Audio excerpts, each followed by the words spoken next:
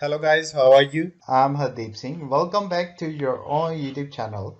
IELTS updates and recent exams. For more updates related to recent IELTS exam writing test topics, listening, reading, practice test, and speaking, you got guesswork. Please, guys, participate in everyday listening and reading practice test to achieve your desired band score in your actual IELTS exam. Please hit the like and subscribe button. Press the bell icon for the upcoming notifications. Don't forget like, subscribe and share my YouTube channel and my Facebook page, IELTS updates and recent exams. Now turn to part 1.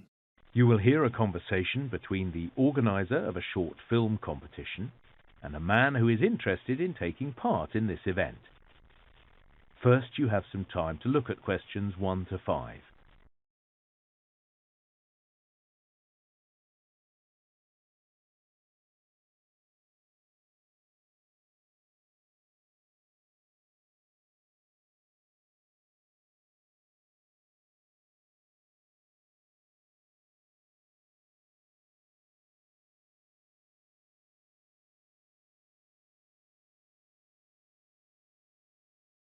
Now listen carefully and answer questions 1 to 5.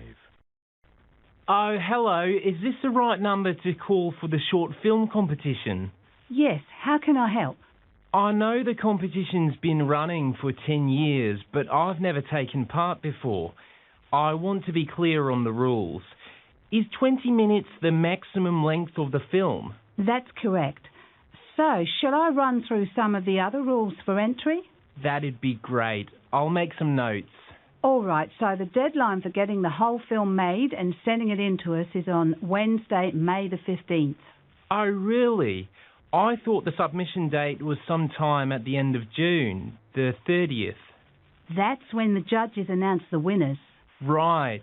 I guess I don't have as much time to make this film as I thought. Now, just so it's clear, one of the rules is about the team of people you have working with you. Will you be doing most of the filming yourself? Probably, yes. Okay, but perhaps you'll be needing some technical support with editing and the audio? I imagine so. That's fine, but you can't employ any professional actors, I'm afraid. They all need to be new to acting, having a go for the first time. I see. Not a problem. Now, I know that one of the rules is about the things you need to include in your film. That's right. Last year, all films had to include a scene with a broken pair of glasses. What about this year? Well, it's been decided that one of your main characters has to be a child. Or if you prefer, it could be an animal instead, but we have to see them in a number of scenes, okay? All right. I'll have a think about that. I'm not sure which one would be easier to work with. It can certainly be a challenge, but that's what the competition is all about. Now, it's not just our rules you need to think about. You might also need to get permission. Say, for example, if you decided you wanted to add some music to the film. That sounds complicated. I suppose I could use a local band, people I know that would help out. I wouldn't need permission in that case. Good idea. Then you don't need to worry about the legal side of things. All right, that's clearer. Actually, is that right that the film doesn't need to be in English? Yes, because if a film wins the competition in this country, it could end up being part of an international competition. But if you're going to use another language, you've got to provide subtitles, and those do have to be in English and 100% accurate. If they're not, your film won't be accepted in the competition. Seems fair. Before you hear the rest of the conversation, you have some time to look at questions 6 to 10.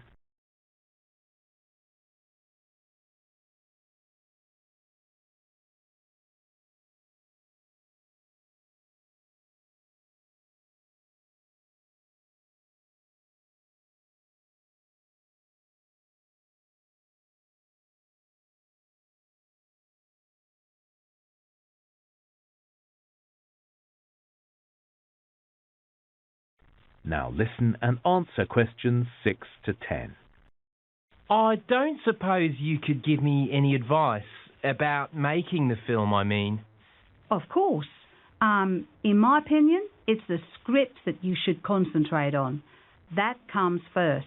Work out what everyone's going to say and go from there. Okay, thanks for that. And I read somewhere that you shouldn't have too many characters or locations. Yeah, I'd agree with that. I also read that with short films, the judges have their preferences.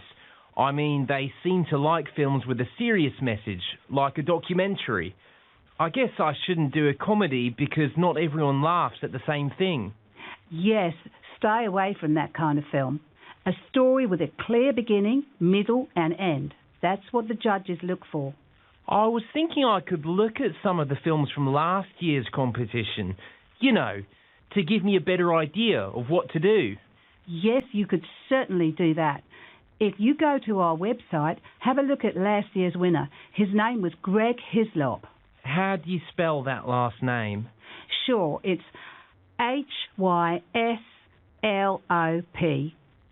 His film was actually one of the shorter ones, but the judges really liked it. Actually, I'm wondering if I've seen that one already. Isn't it about an artist, someone who no one appreciates, but then she ends up selling lots of her paintings? That's right. If you want to have another look, the film is called Imagine. It really holds your attention. Thanks. I'll have another look after this call. So, you know what the prizes are? It's $500 for third place, up to $2,000 for the overall winner. And, of course, the winning films are shown in a theatre so the public can see them too. That would be an amazing thing to happen. So that would be the Bridge Theatre, would it, in the city centre? Yes, that's my favourite theatre, actually. Lovely view of the river. So, do you have any more questions that you want to run by? That is the end of part 1. You now have 1 minute to check your answers to part 1.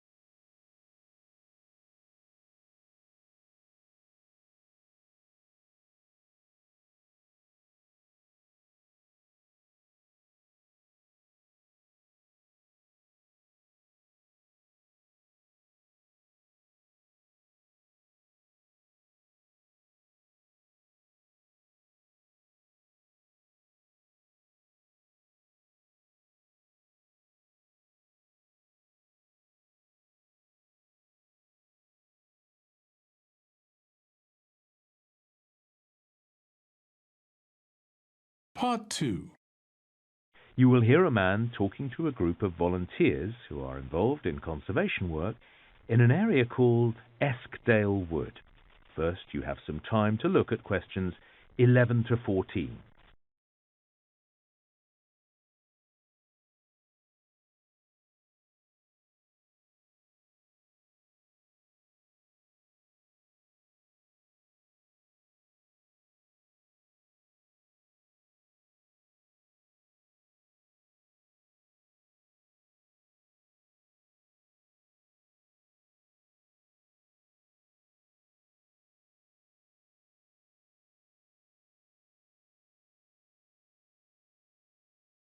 Now listen carefully and answer questions 11 to 14. Hello everyone. Thanks for volunteering to help with our conservation work in Eskdale Wood next weekend. A big group like this means we can really achieve a lot. Let's start with the tasks we need to get done. I'm happy to say that since the last clean-up of the wood, the litter hasn't returned, so that's one job we can forget about. But because of the recent storm, there's been damage to some older trees. A few big branches have come down and they're blocking the paths. We need volunteers to pull them off and pile them up somewhere else so they're not in the way. While you're working, have a look at the bird boxes we placed in the wood last summer. We're sure that most of them have been used, so that was a job worth doing. The storm has also blown down the fences on the north side of the wood, so we'll need you to give a hand with repairs. There'll be someone there to supervise, so you'll get that job done quite quickly. What do you need to bring with you? Gloves are essential. You don't want to end up with cuts and dirt all over your hands. If you don't have a good pair already, I'd suggest popping into town and buying a pair from the garden centre. They seem to have a good range. Now, the forecast is for cloud, but at least it'll be a dry weekend. You can leave your sunscreen at home. As usual, we'll be handing out any tools you need at the start of the day. Spades, saws, hammers, it'll all be supplied. There are parts of Eskdale Wood which are still muddy after the storm, so I'd recommend boots. You'll need to supply your own, and I'd put them on in the car park if I were you before you enter the woods. And thanks to some funding from the local residents committee, we've got a bit of money for snacks, so I'll be bringing some sandwiches with me for everyone. Before you hear the rest of the talk, you have some time to look at questions 15 to 20.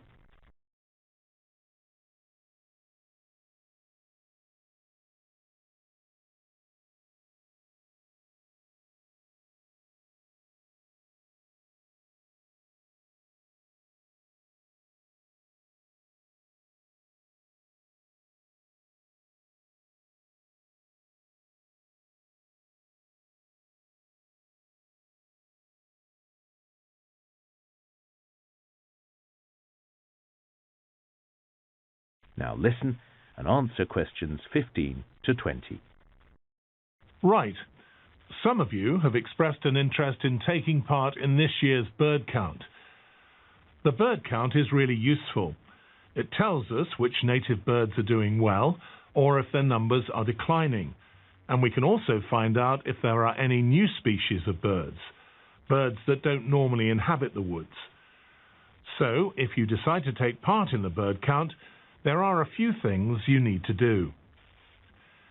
Nowadays, people don't tend to record what they see on paper. It's all done through a mobile app. To get one of those, you'll need to go online and find a website like eBird or Nestwatch. If you've never signed up with them before, register your details and they'll send a mobile app to your phone. Once you've got that sorted, you need to consider exactly where you're going to count the birds. You might decide to spend the day, say, just in a single field, or you might want to cover a wider area. It's up to you. Stay away from privately owned land, because you'd need to get authorization for that. The next thing to do is get some other people to come along and help you, a group that are also interested in birds, and that are capable of using the technology. Yes, because by yourself, it's easy to miss the birds that might be in the trees behind you. Then, on the day of the bird count, you need to give all your helpers a printout, showing pictures of the birds you're hoping to see. The pictures should be clear enough so people can really distinguish between similar-looking species. So yes, the document should be in colour, really. Also, remind people that the bird count is not a race to find the most birds possible. It's supposed to be a group effort, with everyone staying in the same place. What else?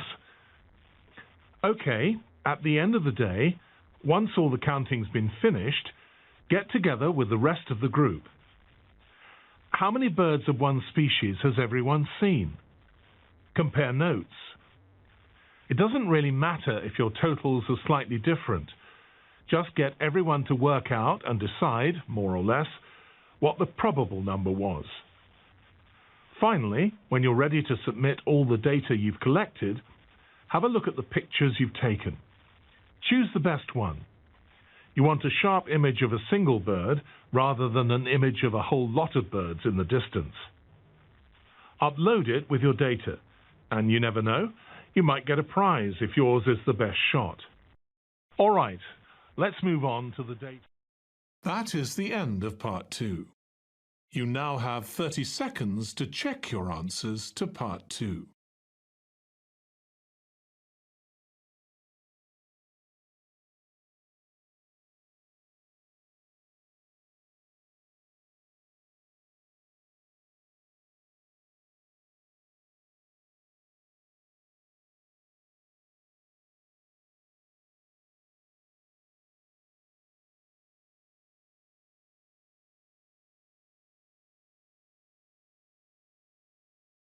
Part 3.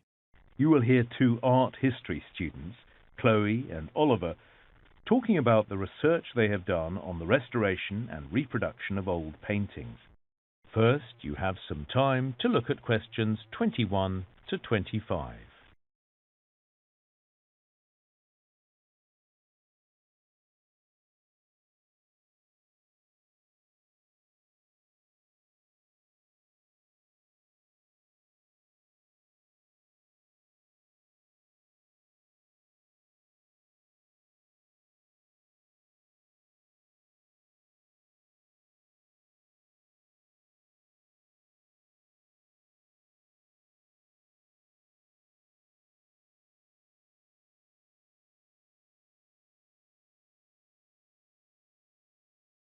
Now listen carefully and answer questions 21 to 25. Okay, Chloe, let's put the presentation together. What do you want to include in the introduction?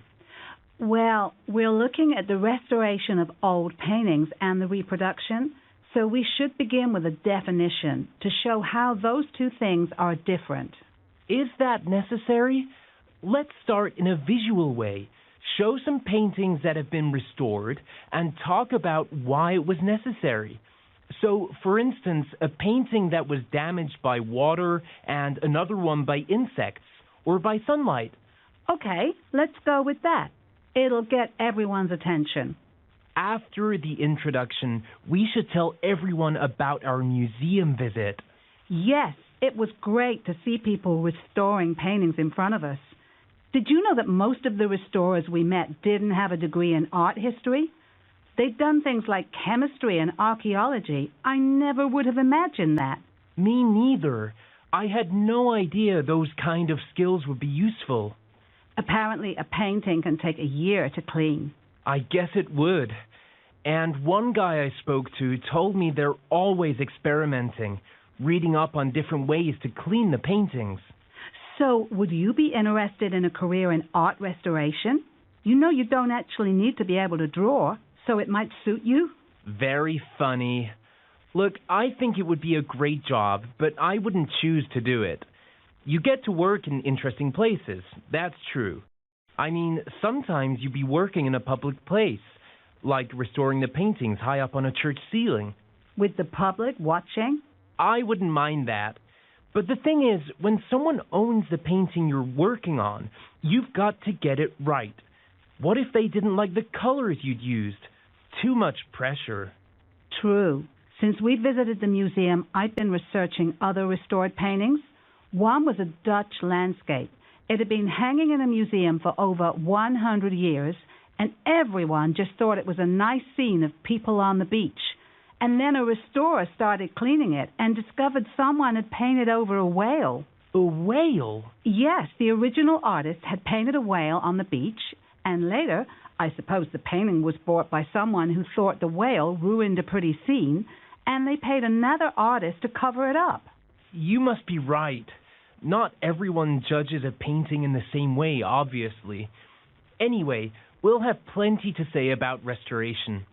What about digital reproduction? Yeah, digital technology is having quite an impact on the art world. We can now reproduce famous paintings, and you can see something that looks just like the original.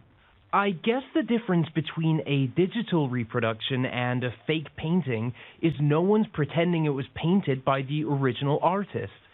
And what I like about digital reproduction is you could potentially make lots of copies so a wider audience can see them. Maybe. I'd rather look at the real painting. Before you hear the rest of the talk, you have some time to look at questions 26 to 30.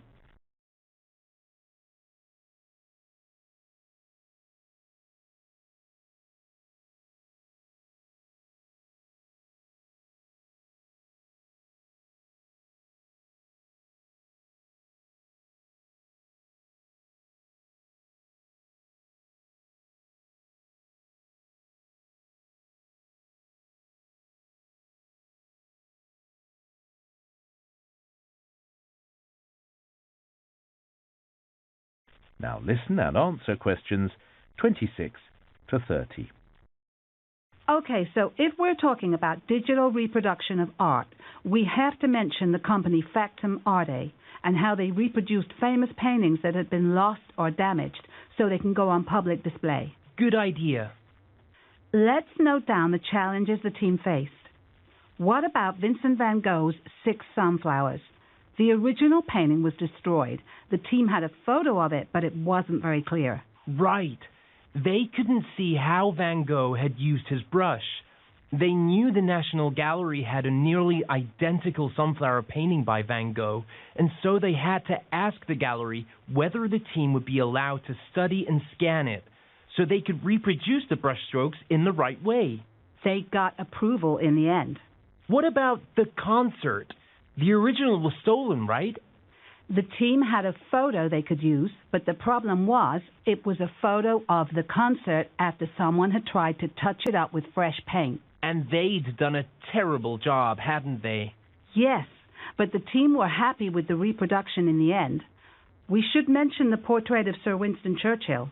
Churchill hated that portrait, so his wife burnt it and nothing was left. So, the Factum Arte team had to search for the pencil sketches the artist had also made of Churchill as part of his preparation. Right. For me, I was most interested in the water lilies. By Claude Monet? In that case, the painting wasn't lost, but the top layer of paint had turned completely black because of smoke from a fire. The team had to work out what the colors beneath that layer had been. And then there was Marito, a painting by Tamara de Lempicka. No one knows for sure what happened to the original. At least the team had a black and white photo they could work from. But they needed to know what colors Lempicka would have used. And most of her other paintings are held in private collections. Because of that, they couldn't go and see them. That's a shame, because her work would have been...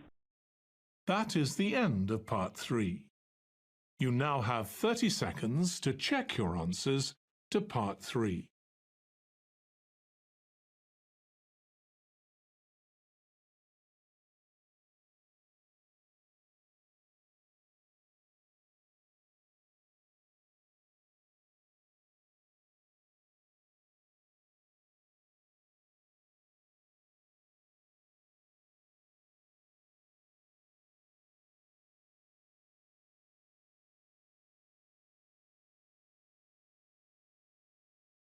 Part 4.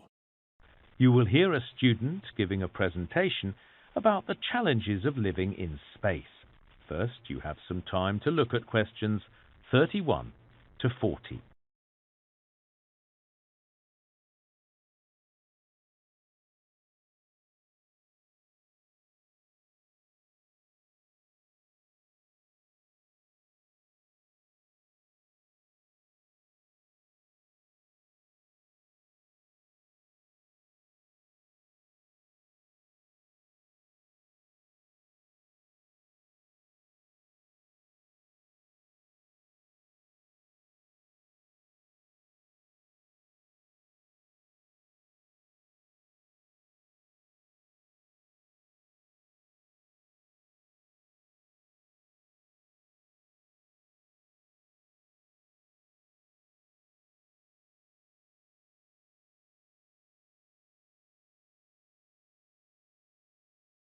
Now listen carefully and answer questions 31 to 40. Hello everyone. So I'd like to tell you about some of the challenges of living in space. We'll start with the International Space Station, or ISS as it's often called. The ISS has been in space, in orbit around the Earth, since 1998. Over 200 astronauts have lived on board, and one of the biggest challenges for them is living in microgravity. So, what happens when you're living in microgravity 24 hours a day for months? For a start, it affects your blood circulation. On Earth, your blood would naturally be pulled towards your feet, but in space, it goes to your head. And we'll talk a bit more about the consequences of that later. But it also goes to your chest. And that's why astronauts have to be careful about their blood pressure. Microgravity also affects the minerals stored inside your body. Over time, for example, the amount of calcium inside your bones begins to decrease, so the bones become weaker. Yes, it's not much fun living in space. The astronauts have to maintain a very strict exercise program. They do 2.5 hours of exercise 6 days a week. If they don't, what happens is that their muscle begins to waste. Some of it also turns into fat. And one final problem that some astronauts experience, they find that when they get back to Earth, they can't see clearly. Scientists aren't exactly sure why this happens, but it seems that the astronauts' vision can be permanently affected. Another challenge with living in the ISS is you have to take everything you need with you. So space agencies like NASA are constantly improving the way they recycle things. Water, of course, is a vital resource, and every little bit counts. That means that even the sweat that the astronauts produce is recycled. I know that doesn't sound very nice, but NASA says their water is purer than anything you'd drink on Earth.